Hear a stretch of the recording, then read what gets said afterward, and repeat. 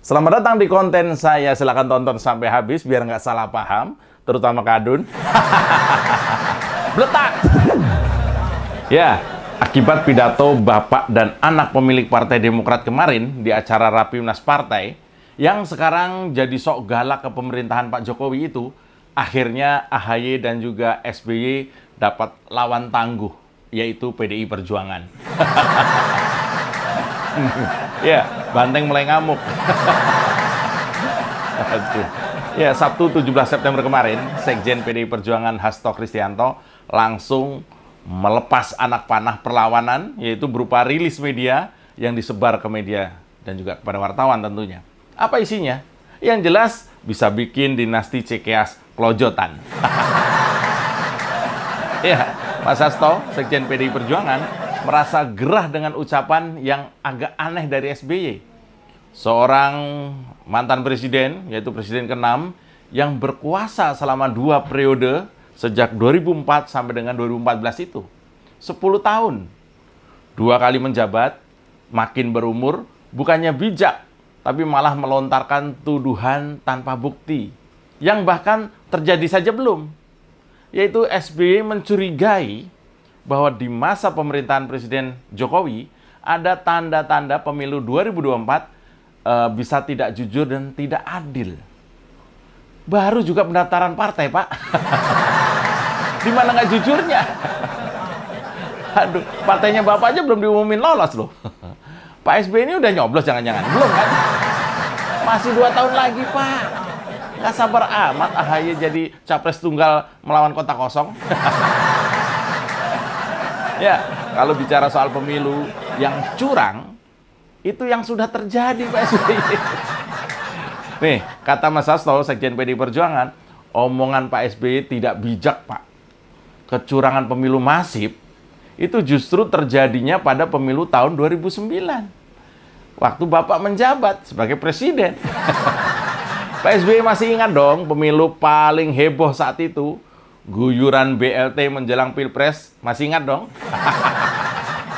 Nah, di era SBY berkuasa, politik bansos yang menurut Markus Mitscher, tahu kan Markus Mitscher, dari bulan Juni 2008 sampai dengan Januari 2009, Pak SBY membelanjakan 2 miliar US dollar untuk politik yang populis, yaitu pembagian BLT menjelang Pilpres.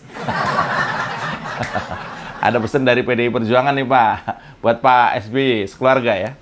Jangan nilai demokratis tidaknya sebuah pemilu dari ukuran bisa maju atau tidaknya AHY, Pak. Bukan. Jangan nilai demokratis tidaknya sebuah pemilu dari maju atau tidaknya AHY jadi capres atau cawapres dari Demokrat. Itu maksudnya.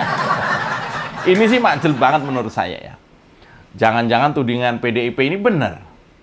Pak SBY apa-apa ukurannya adalah anaknya. Anaknya potensi kalah besar, berarti pemilu yang akan datang itu curang gitu, Pak. Nggak gitu. Bahkan Sekjen PDIP mewanti-wanti kalau memang SBY turun gunung, PDIP justru katanya bakal naik gunung. Ini maksudnya begini, Pak SBY. Saya bantu ya. Maksudnya begini. Kenapa kita ngomongin gunung ini? Ini harusnya santai ya, weekend ya. Kenapa kita ngomongin gunung? Lagian ini Pak SBY bilang turun gunung. Padahal saya belum pernah lihat di sosial medianya Pak SBY itu Pak SBY update lagi naik gunung.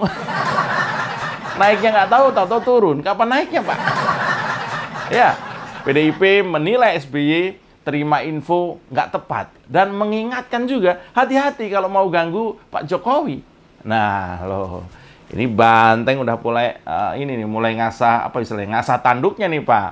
Hati-hati keseruduk. Yang nyeruduk banteng loh, Pak, bukan kebo. Beda ini. Ya, PDI Perjuangan menanggapi serius tuduhan SBY bahwa pemerintah terutama pemerintahan Presiden Jokowi ya, ada tanda-tanda pemilu 2024 bisa tidak jujur dan tidak adil.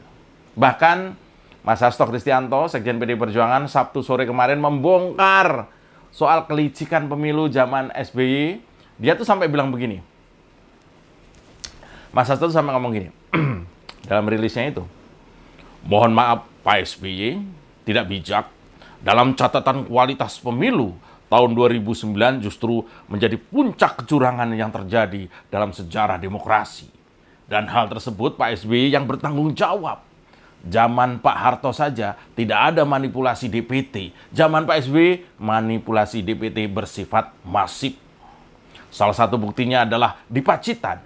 Selain itu, Anas Urbaningrum dan juga Andi Nurpati yang seharusnya menjadi wasit dalam pemilu, ternyata kemudian direkrut menjadi pengurus teras Partai Demokrat. Di luar itu, data-data hasil pemilu kemudian dimusnahkan. Berbagai bentuk tim senyap dibentuk. Selain itu, menurut penelitian, SBY menggunakan dana hasil kenaikan BBM untuk kepentingan elektoral. Pada saat bersamaan, terjadi politisasi. Apa itu? Politisasi hukum terhadap lawan politik Pak SBY. Ya.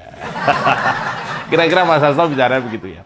Luar biasa, ini nusuk banget nih Pak. Dibongkar kan, Bapak sih nyinyir, akhirnya dibongkar sama sekjen partai berkuasa Pak. Nggak main-main pasti datanya. Oh, makin seru nih aksi bongkar-bongkarannya Mas Hasto atas tuduhan ke Pak SBY ini. Siapkan oksigen Pak.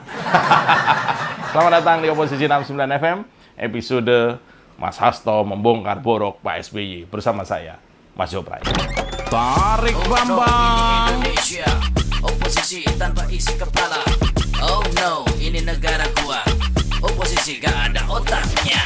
Semua isu jadi santapan, tak ada solusi, semua ratapan. Sekedar pusing dengan ucapan, sadar diri tak berani melawan. Oh no, ini negara gua. Oposisi gak ada otaknya. Bangsat. Jadi begini ceritanya bos. Ternyata Mas Hasto belum kelar membongkar boroknya SBY. Masih dilanjut dengan kalimat bahwa rezim SBY lah yang mendorong liberalisasi politik melalui sistem pemilu daftar terbuka. Puncak liberalisasi politik dan juga liberalisasi di sektor pertanian terjadi di zaman Pak SBY. Dengan berbagai manipulasi tersebut, Partai Demokrat mengalami kenaikan 300%. Kata Mas Hasto itu. Gila. Dan ya perolehan suara partai naik bukan 1-2% bos. 300%.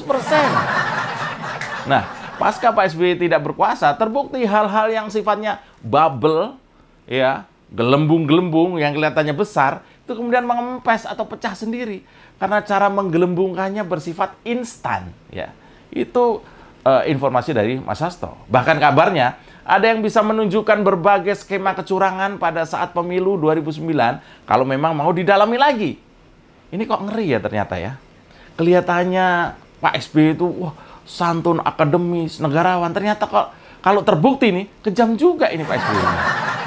Nah, kalau pada kesempatan yang sama Mas Hasto menegaskan bahwa PDI Perjuangan mempersilahkan SBY turun gunung. Kalau mau turun ya turun saja Pak, nggak usah curhat melulu. Bahkan Mas Hasto ini ikutan bercanda kayak saya loh. Dia bilang begini. Setahu saya, beliau tidak pernah lagi naik gunung. Jadi turun gunungnya Pak SBY ini sudah lama dan berulang kali. Monggo turun gunung. Tapi kalau mau turun gunungnya itu ya mau menyebarkan fitnah kepada Pak Jokowi, maka PDI Perjuangan akan naik gunung. Akan bisa melihat dengan jelas apa yang akan dilakukan oleh Pak SBY. Sebab informasi yang diterima Pak SBY sangat tidak tepat. Jadi hati-hati kalau mau ganggu Pak Jokowi, kata Mas Hasto. Jadi kalau Pak SBY itu mau turun gunung, dan turun gunungnya itu cuma mau menebar fitnah, maka PDIP akan naik gunung. Biar lebih jelas ngelihat ini mau ngapain sih Demokrat nih, kan gitu. Ya, kenapa nggak bisa fair saja ikut bertanding, ya kan? Aduh, ini Mas Hasto nih kalau lagi main satir luar biasa nih ya. Kapan-kapan saya ajak lah konten. Keren juga nih, masa Alif melulu. Lalu menurut Hasto sebagai seorang ayah, wajarlah Pak SBY ini ingin terbaik buat buat Mas AHY maksudnya. Wajar, yang dia seorang ayah.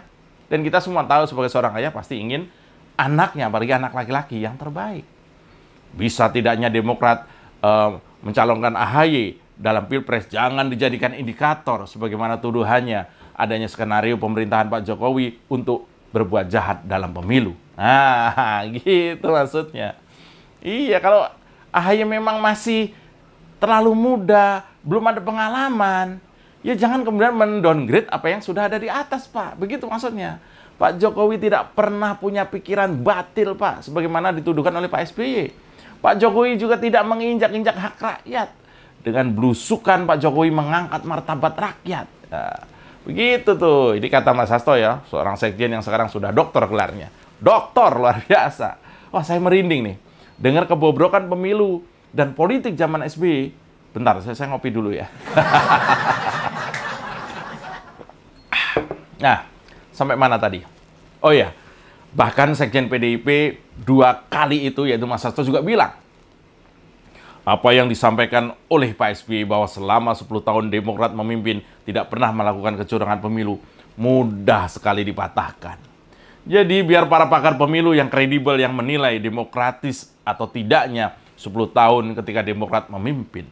Bukan hanya itu, saksi kunci berbagai kasus korupsi besar pun banyak yang meninggal tidak wajar di zaman pemerintahan Pak SBY. Kata Mas Hasto. Waduh ya, saya baru ingat nih ya.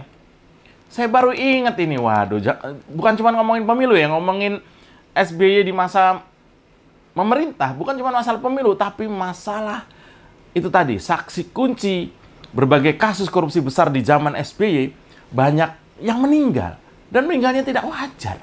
Ini ngeri nih menurut saya. Kok sampai masalah nyawa ini, waduh, tambah merinding saya, ini masalah nyawa loh.